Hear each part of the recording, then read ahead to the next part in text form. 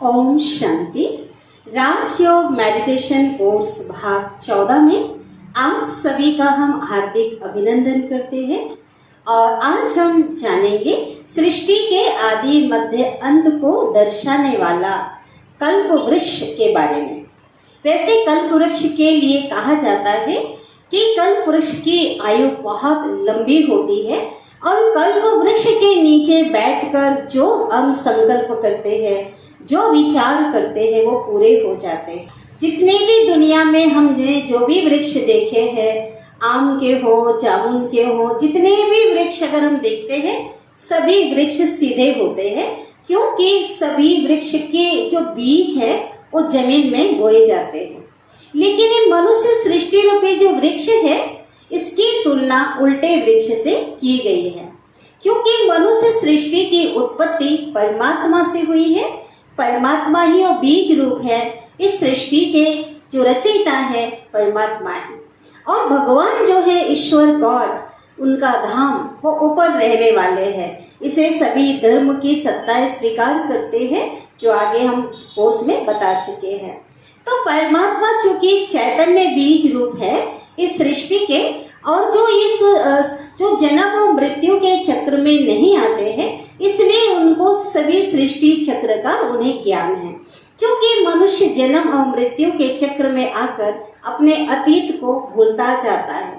इसी जन्म की कई बातें उसे याद नहीं होती। जब जो नवजात शिशु होता है, बच्चा होता है, तब उसको समय की बात याद नहीं आती है।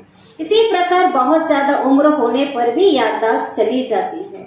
लेकिन परमात्मा ही सब कुछ जानते हैं और हमें वो बताते हैं। तो इस प्रकार वो परम धाम में 7वें आसमान में रहने वाला बाप है, पिता है, इसलिए ये उल्टा झाड़ दिखाया है। तो पिछला हमने कोर्स में देखा सृष्टि चक्र को, 4 युगों का जो चक्र लगाता है। एक युग और भी था, गुप्त युग, संगम युग। तो उस चक्र को हमने समझ लिया है। तो ये पेड़ को, इस झाड़ को, कल्प वृक्ष को समझना बहुत सरल है। जैसे सृष्टि मंच में जो बेहद का जो ड्रामा चलता है, ये पूरा इतिहास ही इसका वो 5000 वर्ष का है। इसी प्रकार इसमें भी जो कल्प वृक्ष की आयु 5000 वर्ष है। तो इस पेड़ में आप देखेंगे, इस झाड़ में जो है पूरे युग को बताया गया है। इसे समझाने के लिए हम सीधा कर लेते हैं। है उल्टा झाड़, लेकिन समझाने के लिए सीधा कर लेते हैं। तो सबसे पहले आप देखिए जड़ में क्या दिखाया है। जड़ में दिखाया संगम युग को, प्रभु मिलन का गुप्त युग, इसे कहते हैं पुरुषोत्तम संगम युग। इसी समय परमात्मा आते हैं, गुप्त रीति से आते हैं, लेकिन उनका पूरे प्रामाणिक तौर पे परिचय विश्व की सभी धर्म के लोगों को दिया जाता है। भले पहचानने वाले कोटों में कोई थोड़ी सी आत्माएं होती है, लेकिन सभी को परिचय दिया जाता है। तो परमात्मा का जो दिव्य कार्य चलता है, चूंकि वो निराकार है, और ये संगम युग को जो दिखाया गया है, जड़ में दिखाया गया है। तो जड़ में इसलिए दिखाया गया है क्योंकि वृक्ष का जड़ वो हिस्सा होता है जो गुप्त होता है, जो जमीन के भीतर होता है लेकिन दिखाई नहीं देता है। इसी प्रकार से जड़ में दिखाया है प्रजापिता ब्रह्मा को, जो करोड़ों में से परमात्मा जिस दिव्य प्रतिभावान मनुष्य तन का आधार लेते हैं और जिसे नाम देते हैं प्रजापिता ब्रह्मा, और इस तन में प्रवेश होकर परमात्मा नव निर्माण का कार्य करते हैं सृष्टि का। तो यह दिखाया तपस्या करते हुए। साथ में जो यज्ञ माता जगदम्बा सरस्वती को दिखाया है, जो मुख बोली ब्रह्मा की बेटी है, और भी कई आत्माएं ब्रह्मा वत्स के रूप में है, जिन्होंने परमात्मा का ज्ञान ब्रह्मा के मुख के द्वारा सुनकर जिन्होंने अपने जीवन को परिवर्तन किया, वे जो है कर्मों से दिव्य ब्राह्मण कहलाए, ब्रह्मा मुख वंशावली ब्राह्मण।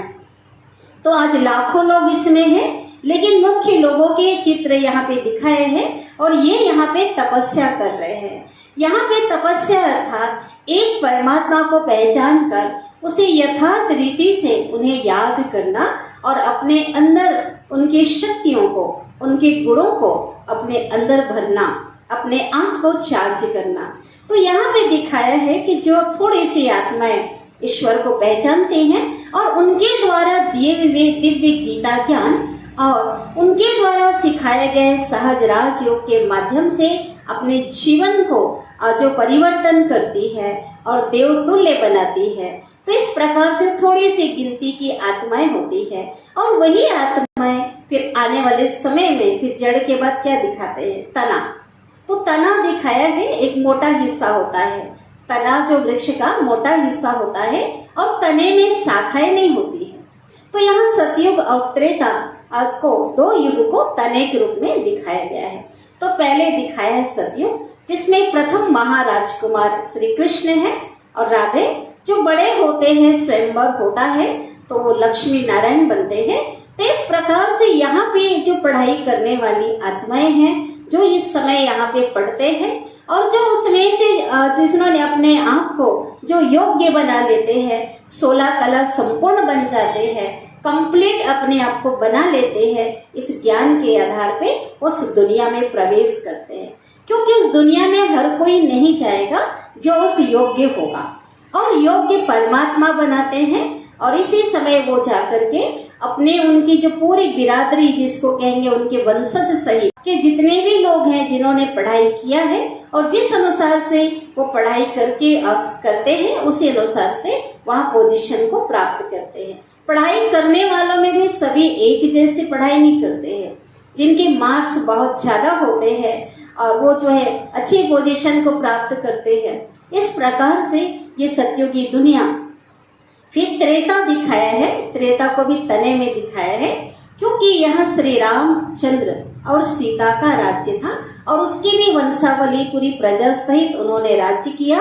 सतयुग और त्रेता दोनों की संख्या मिला के 33 करोड़ थी, जिसे आज भी लोग पूजा करते हैं, गायन करते हैं, 33 करोड़ देवी देवताओं की जय कहते हैं। तो दो युग ऐसा युग था जो परमात्मा द्वारा स्थापना किया हुआ युग था।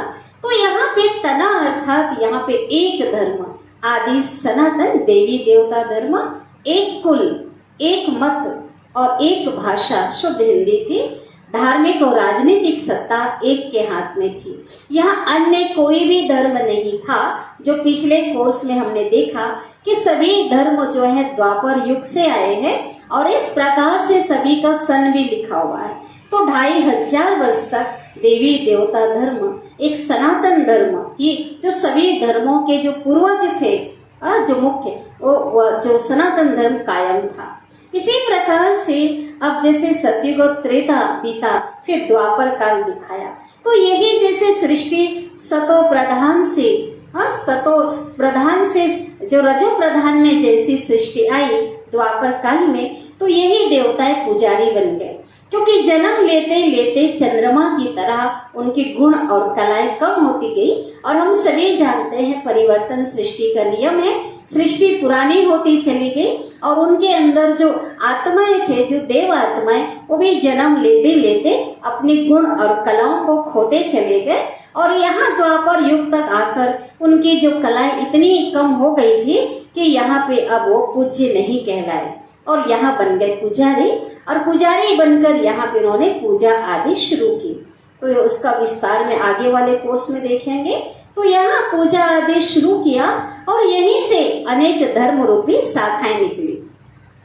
क्योंकि मुख्य धर्म नहीं रहा, सभी धर्म पिताएं आए, सुधार के लिए आए, पिल्लर का काम किया और सबका आने का अपना अपना समय है। जैसे आए इब्राहिम के द्वारा इस्लाम धर्म, जिसको एक मोटी शाखा के रूप में दिखाया है और इस प्रकार से आज जो है उनको 2500 वर्ष इस्लाम धर्म को हो रहे हैं। फिर 250 वर्ष इस्लाम धर्म को हुए थे कि दूसरा धर्म पिता बुद्ध आए।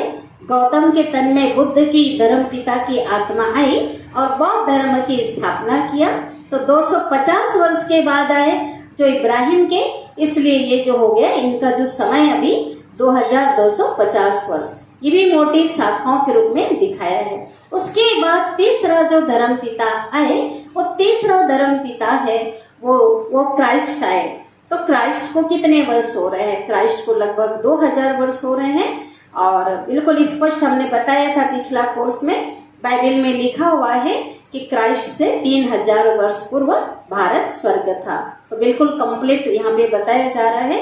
उसके बाद जो है 1500 वर्ष हो रहे हैं शंकराचार्य को आए हुए, और इस प्रकार से ये वृक्ष आगे की ओर बढ़ने लगा। और जैसे पहले किसी पेड़ में हम वृक्ष में हम देखते हैं, पहले मोटे मोटे डालियां निकलती है, टालियां, पत्ते मनुष्यों की संख्या को दर्शाया गया है। जैसे किसी पेड़ के पत्ते को हम गिन नहीं सकते हैं, इसी प्रकार आज मनुष्यों की संख्या को कोई गिन नहीं सकता। आज कितनी जनसंख्या बढ़ चुकी है। उसके पश्चात दिखाया है कि आज छोटे छोटे फिर क्या हुआ आगे, जैसे फिर आए जो गुरु नानक को आए 500 वर्ष हो रहे हैं। फिर धीरे धीरे फिर कलयुग आया, और उसके बाद मठ, पंथ, आश्रम, समाज आज कितने हो गए। आज आए दिन आप सुनेंगे कोई नए गुरु का नाम, कोई नई संस्था, इसी प्रकार मठ पंथ बनते चले गए। और लोगों की जो को जहां से थोड़ी भी प्राप्ति लोगों को हो गई, वहां उनकी श्रद्धा उनकी बन गई। इस प्रकार के से उनके अनुयायी बनते चले गए, और इस प्रकार से एक विशाल वट वृक्ष के भांति आज ये कल्प वृक्ष, ये मनुष्य सृष्टि रूपी वृक्ष ये बन चुका है। लेकिन इसकी आयु 5000 वर्ष है।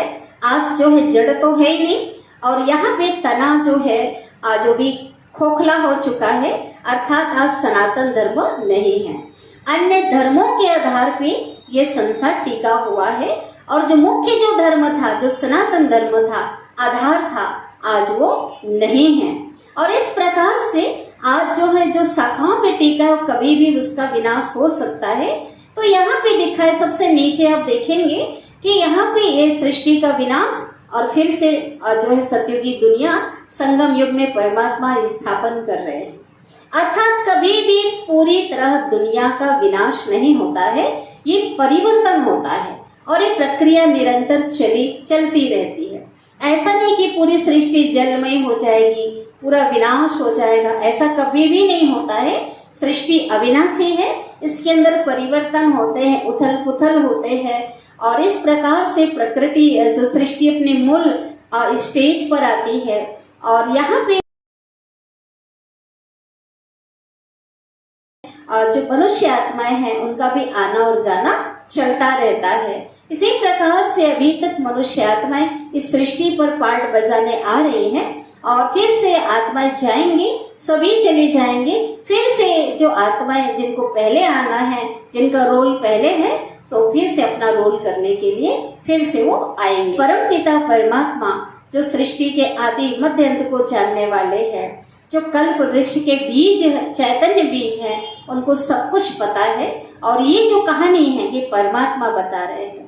आम का बीज अपनी कहानी नहीं बता सकता कि मेरे से कैसे जो है बीज से इतना बड़ा जो पेड़ कैसे बन गया, लेकिन परमात्मा चैतन्य बीज होने के कारण आज अपनी ये वृक्ष के बारे में सब कुछ बताते हैं।